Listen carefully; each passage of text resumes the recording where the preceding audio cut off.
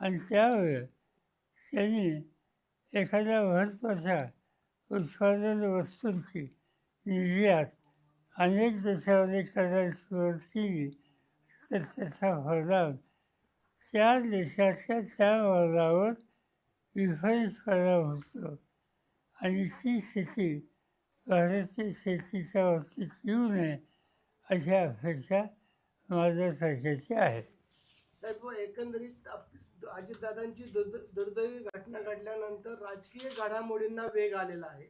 या ठिकाणी आता सुनील तटकरे असतील, प्रफुल्ल पटेल असतील, यांना ट्रोल केलं जात आहे की जाणून बुजून यांनी ही अतिघाई केली आणि लागलीच त्या ठिकाणी शपथविधीचा कार्यक्रम घेतलाय.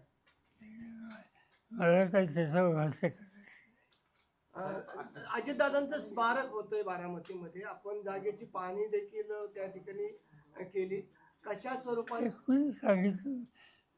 मी आता पेपरमध्ये वाचलं की आम्ही तिथे स्मारक करतो आहोत वगैरे वगैरे. ही गोष्ट मला माहिती आहे. या संस्थेच्या जागेची चर्चा काही लोकांनी केलेली, त्याच्याबद्दल त्या संस्थेचा अध्यक्ष मी आहे आणि त्यामुळे कमीत कमी मला तर ठाऊक असलं पाहिजे.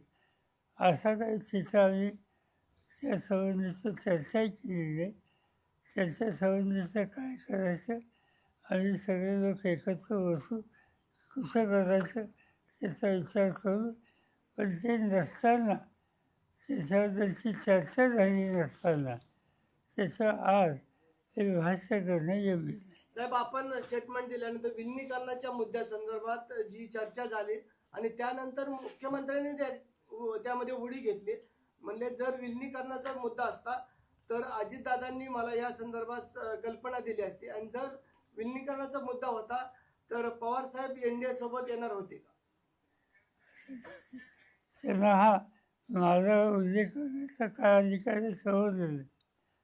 या सगळ्या चर्चेत ते कुठेच नव्हते, त्यामुळे त्यांना भाष्य करायचा काय अधिकार मला माहिती. पवार साहब, यही सवाल जो है हिंदी में है, मर्जर को लेके, विलय को लेके लगातार बात चल रही थी आप लोगों के बीच में, और अब जो कि दुखद घटना हुई है.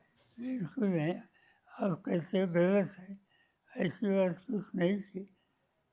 हमारे साथी जयंत पाटिल और अजीत दादा कुछ इशू पर वार्ता करते थे, इससे ज़्यादा कुछ नहीं. नाही, प्रफुल्ल पटेल काल असं म्हणाले सर की या सगळ्या प्रकरणात जिल्हा परिषद आणि पंचायत समितीत एकत्र लढण्याबाबत चर्चा होती, विलिनीकरणाबाबत अशी काही चर्चा नाही. मला माहिती नाही, त्यांनाच विचार. साहेब, एकत्रीकरणाबाबत काय चर्चा आता पुढे होणार आहे का, किंवा ही सगळी घटना घडल्यानंतर आता सगळ्यांचं लक्ष दोन्ही राष्ट्रवादी एकत्र होणार का याकडेच आहे? असं आहे की आम्हाला लोकांच्या समोर जे संकट आहे त्यातनं परस्परांना धीर देणं